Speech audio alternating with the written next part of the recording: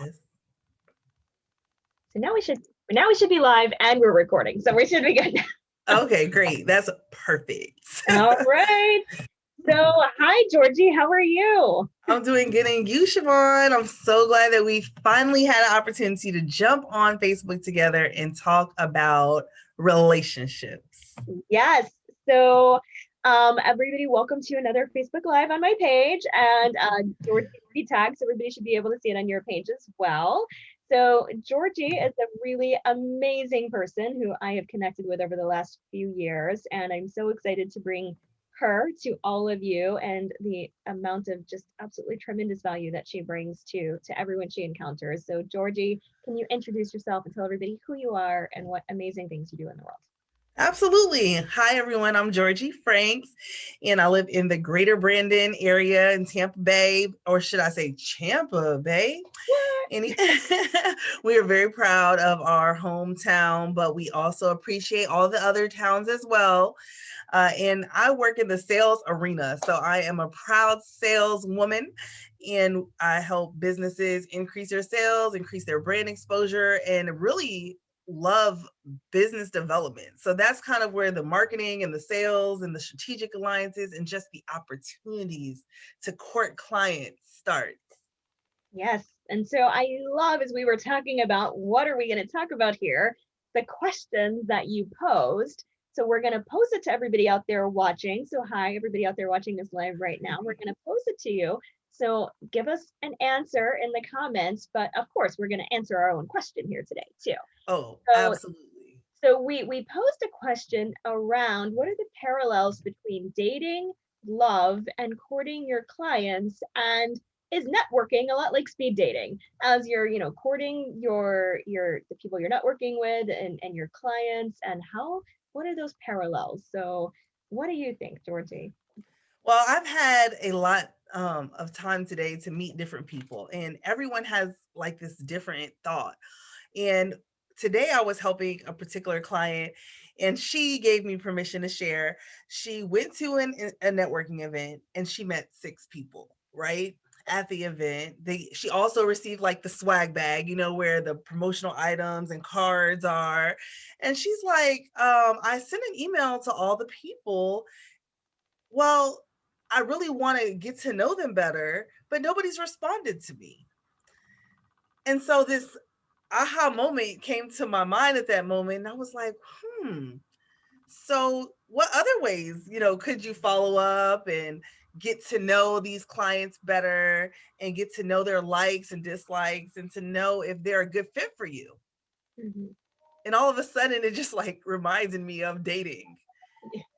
And I'm kind of new back into the singles arena, right, Siobhan? Because I know you help uh, couples and you coach people going through, separation. So maybe it's just new to me. And as we talked, she started to kind of say, like, well, you're right. I can reach somebody more than email. Like, maybe I should call. Maybe I should text. Maybe I should find them on social media. What is the best way for me to build this relationship? Mhm. Yeah, I agree with that, and I think though that to make another correlation between the dating and then courting clients or courting referral sources is that in dating, stalking is a bad thing, right? So we don't want to stalk people that we're dating, but when we're building relationships with potential like people that we're networking with or referral sources, stalking is almost a good thing, right? So because the more touches that we have, so the more they're going to see that you're bringing value to them. So where it might be awkward in the dating situation, so like start following all of their social media pages and like commenting on everything, they're going to be like, Right. who is this weirdo?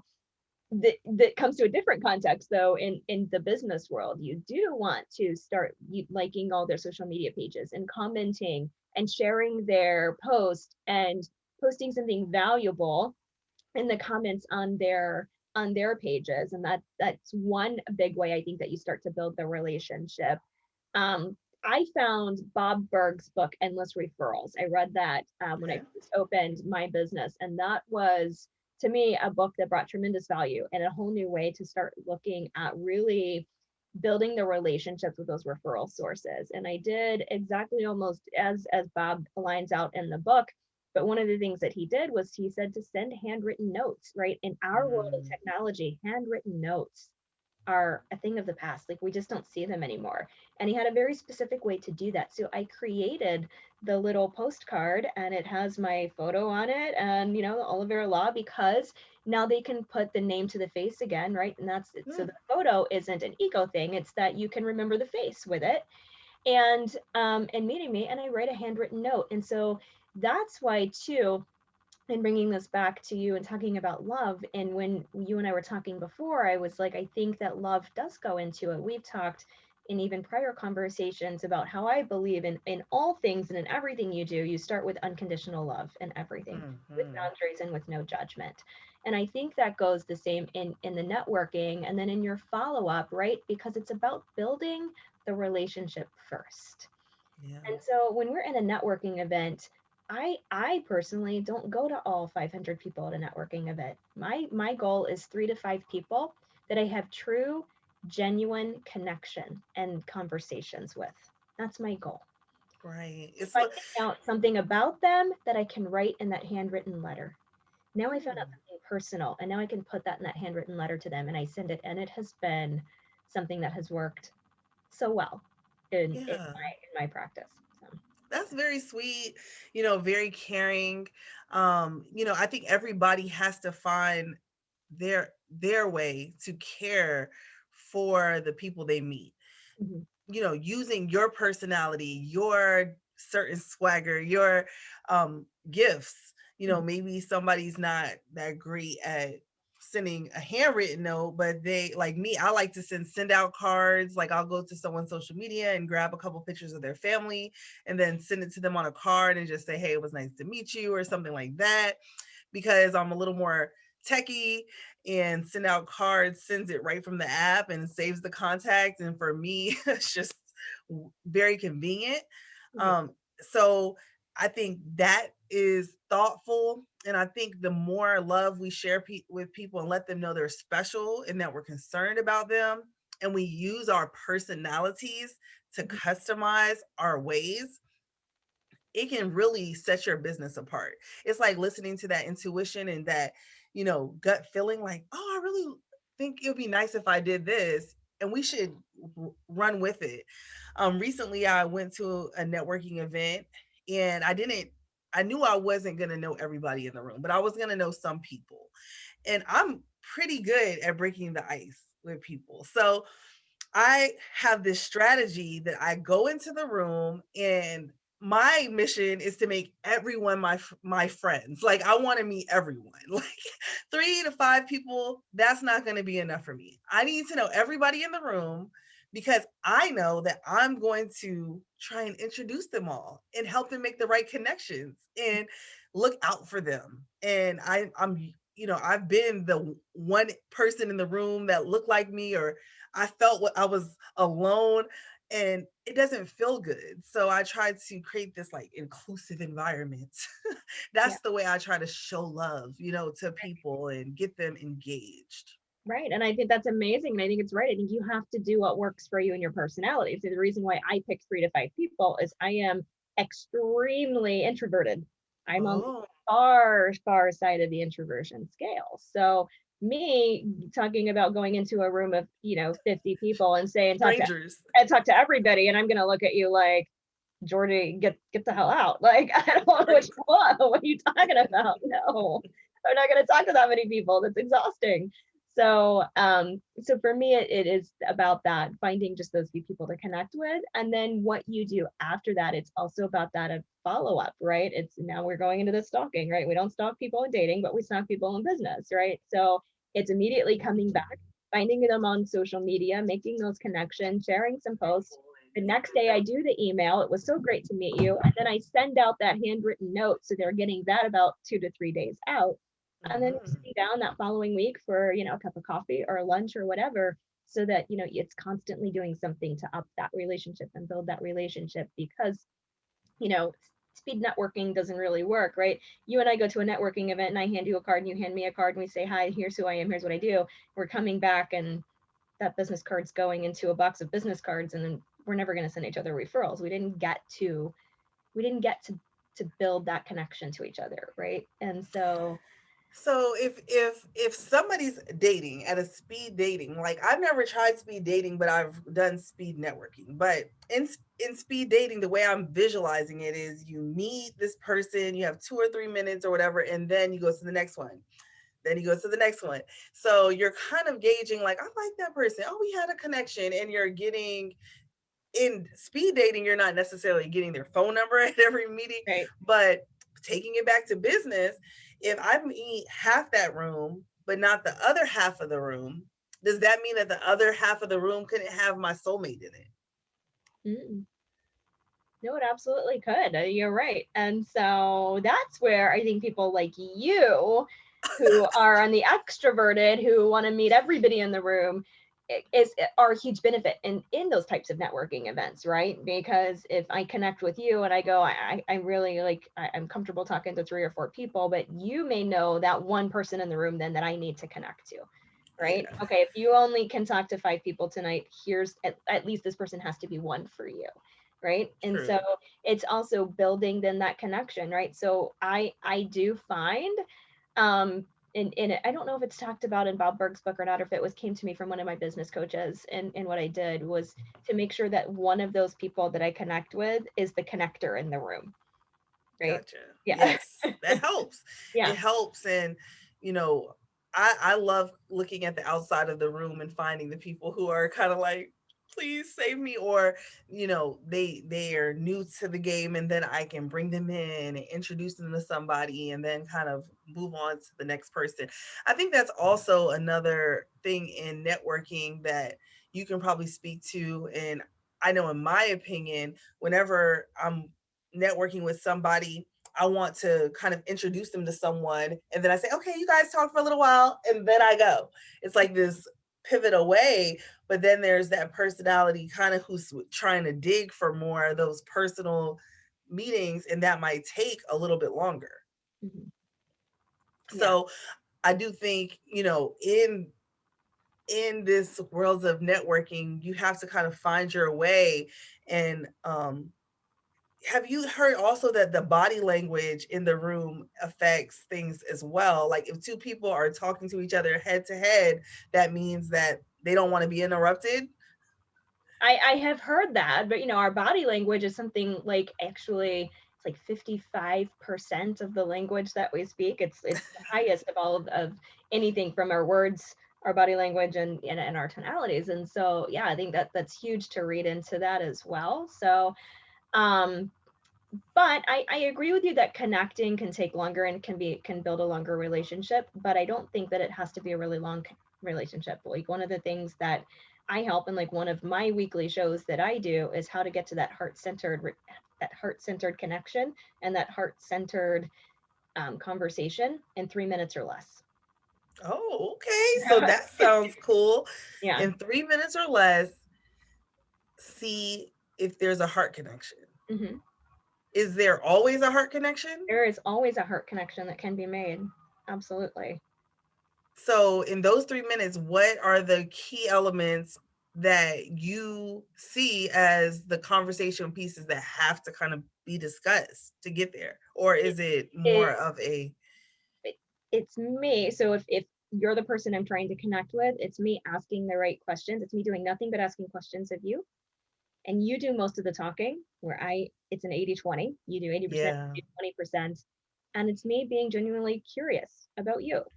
Right. And so it's what we call, I think, to take it to, there's a networking group out there that says people like to do business with people they know, like, and trust. And absolutely. I rephrase that, and that, people want to feel seen, heard, understood, and that what they say matters to me. Mm, And whether that's in business, whether that's in relationships, whether that's in your marriage, whether that's in your dating, no, whether that's with your kids, it doesn't matter. It's the relationship, it's the person.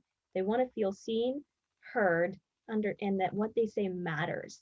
So if mm, I make you feel that way and I can get there in 3 minutes or less, we are already connected, and you're already going to now remember me, and that then we're going to be able to have a longer connection and a longer, conversation later, that I can get you there in 3 minutes or less. Well, that's good. I do think you're, I mean, it's probably an art at this point for you. I mean, because you are a lawyer, right? So you probably ask questions sometimes where you're getting the heart, but some of those questions you're like interrogating somebody. No, not at all. Not at all. So No. when you're, so I believe that sometimes when you ask questions and someone doesn't know you, that they may feel like, why are you asking me all these questions? Do you ever find that in networking on like this first date or this first interaction that sometimes people are like, why are you asking me all these questions? No, not at all.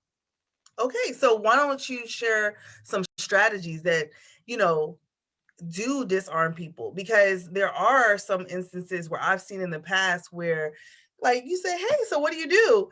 And people are like, why are you asking me that? And it's like the number one easiest question if you're networking that someone's going to ask you. Mhm. So what are your thoughts on that? So yeah, it is about asking the right questions, and anybody can learn it. It's a formula that we teach and that you can learn. Anybody can learn it. So it's about asking the right questions, but it's also it's as we were just talking about, body language, right, is part of it. But it's also about the energies that you use, the transference of the energy from one person to the other. It's making them feel seen and heard, and that what they say matters. And it's mirroring back things that they say. So if I ask you something as simple like how we started on our Zoom today, we're like, Georgie, how's your day been today? Yeah, Right? that's true. Yeah. Yeah. And you're gonna say whatever it is. Let's make it a conversation. Georgie, how's your day My today? day's been great, very productive. I got my hair done. And your hair looks amazing. I'm glad you've had a great and productive day. What made it such a great day today? What did you say? What has made it such a great day today? Well, you have a little bit of self-care, you got a little bit of business. I worked out. So I feel really, I think like those are some of the things that made it great. That's amazing. And I can see how much you're shining. And so I hear that self-care and that time for yourself is such important to you. Do you mind if I ask what are some of the big things that you do for self-care? What made it such a great day that you got to take care of yourself today? Well, I woke up and I worked out. I did my devotions and my affirmations, and I was able to stick to my schedule. I didn't miss any appointments, and I was able to go with the flow. And those are things that are important to me in a day, to have a little bit of freedom, have a little bit of self care, and working out, and then taking care of business. Wow, that's amazing, Georgie. I acknowledge you for finding that time and that balance to take care of yourself and then taking that into your business and being able to come into your business as at the top that you can come into because you took that time for yourself. So that's so important, and I can hear how important that is to you.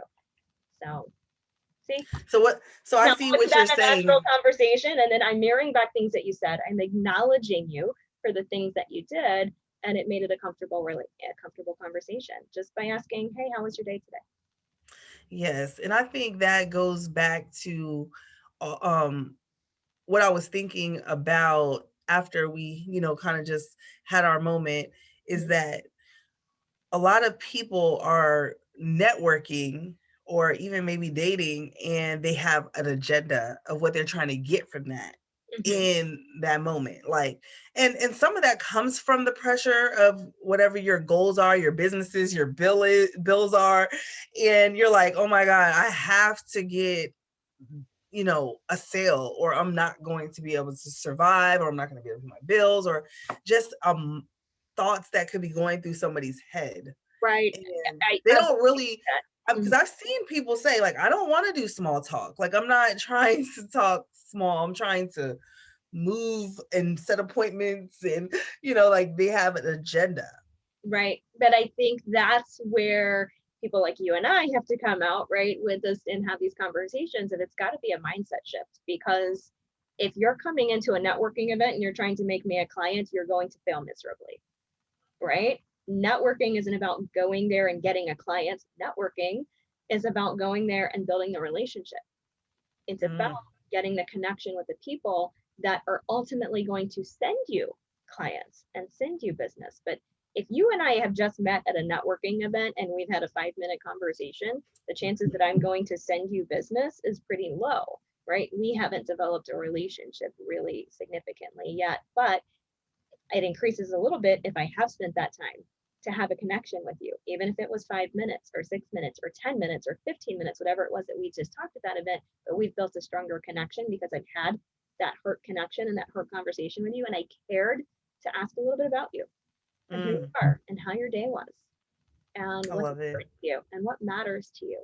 Why does this matter to you so much? Why is that self-care so important? Yeah. I think it's a great conversation to have. Really encouraging business owners, entrepreneurs, salespeople, whatever industry you're in, to look at each moment as a chance to get to know and encourage and love people, and I say care for them versus trying to close and just you know get an appointment. And recently I heard some advice someone was giving, that if a person that you meet won't set an appointment with you, like at that initial meeting, then They they're don't, not yeah, serious. they don't trust you yet. That's why. But right, but they said that if they don't set an appointment with you when they meet you, then don't follow up with them. Mm-hmm. That was a Terrible advice. organization who's a business trainer who gave that advice, and I feel like it was poor advice. I said, I that's think the it's craziest thing I've ever terrible. That's terrible advice, in my opinion. That's horrible. They heard. haven't had an appointment with you yet because they don't trust you. They haven't felt heard. They haven't felt seen. And so, when I coach other lawyers, when I coach attorneys in how to do things and how to build those connections with their clients, it's so funny. And I so much pushback when you tell lawyers that you should have zero legal talk in your initial consultation with your clients. Zero legal. It should all be Really? connection. It should all be about listening to them, letting them feel seen and heard. They just want somebody to hear their story. And I can tell you that every single time, and I have tested it and I have tracked it, every time I bring legal into an initial consult, I never close the client. If I don't put legal in the consult and I just let them talk and let them feel seen and heard, if they don't sign with me right then, because maybe they have another meeting, they always come back and sign. And here's what they say: I'm signing with you because you're the only one who listened to me. Stats don't lie. That's online. Stats don't lie. And I mean, I definitely think, for me, when I'm working with clients, encouraging them to have a script and have a process, and so they build their confidence, because everyone doesn't have this innate gut check flow, and they don't have maybe this like natural ability to connect. So there are tools and strategies that you can use. I remember one of the groups and organizations I work with, it was all about the, just following your flow. But some people don't have a flow. so they don't have the flow, and they haven't picked it up yet. So there are strategies that you can take, and awareness that you can really boost, so that when it's time to care for the people and get to know the people, you don't have to stumble and fall. You can reach back to these strategies to help you feel equipped to meet people, and, like Siobhan said, have those heart connections. Yeah. Where you really listen. And if you're talking more than you're listening, that's a sign that you may need to increase your awareness. Mm-hmm. Yes. Yes. Always should be listening more than we're talking. Absolutely. I love it. It's the 80-20 rule. It works in everything, right? Anybody who knows anything about business knows the 80-20 rule, and and it works even with that when you're building connections. And so I say on my show all the time, when we do these role plays, and that's what I do. What you and I just did is it's a role play that I do on the shows and train. I can't wait. Now, you had the show yesterday, right? I did, yeah. At 5. Mm-hmm. What is that, 5, right? 5:30. Yeah. 5:30. Okay, yeah. so that's where you do the role plays and you practice questions and answerings and being present and authentic and just increasing your awareness and your Yeah. skill set, which I love. Yeah. And because it is a skill that we can all learn to do. And it's something we can always get better and always improve at. No matter how good we are at it, we can always improve. There's always some little tweak that we can do, a little micro distinction that we can change. But, so one of the things that I say a lot on my show, especially if I get somebody that is doing a lot of talking instead of the listening and the rapport building, is I go to my Hamilton reference. And I love Hamilton. I love musical theater. I don't know if you've seen it and if you're a huge Okay. fan.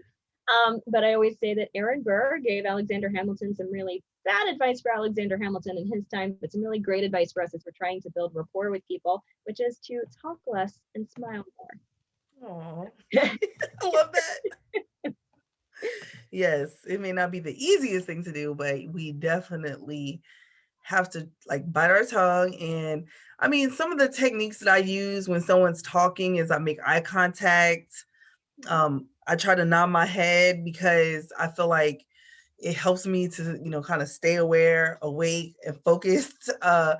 Sometimes, that squirrel comes and can get distracted, but when you make eye contact with someone and you really try to focus on what they're saying, it helps me to really listen into what they're saying. Mhm.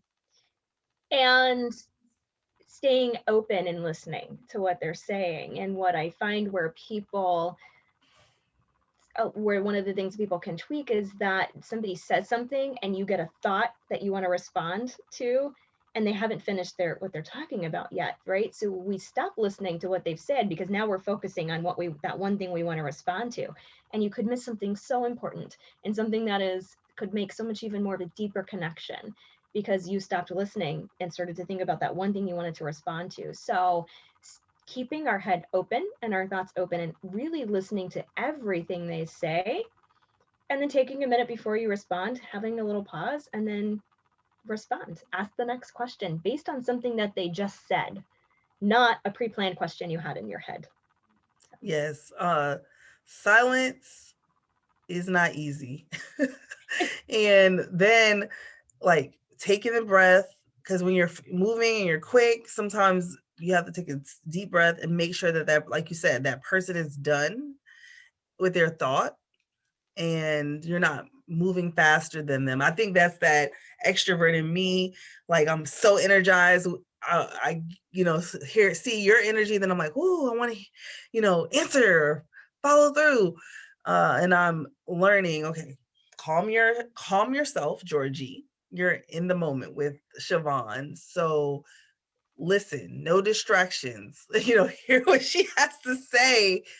And it's not, I say it's not always easy. Like sometimes even like when I'm sitting, sometimes I can see myself shake because I'm trying to slow my energy so that I can, calmly hear and then let that other person know I'm present here with them and they're important and I want to see where this connection is going to go. Can it go to the next level? And that's where I think, yeah, networking and dating and relationships, I mean, they have some crazy parallels because if you're not paying attention to the person who's across from you and just being with them in that moment, how can you have a heart connection?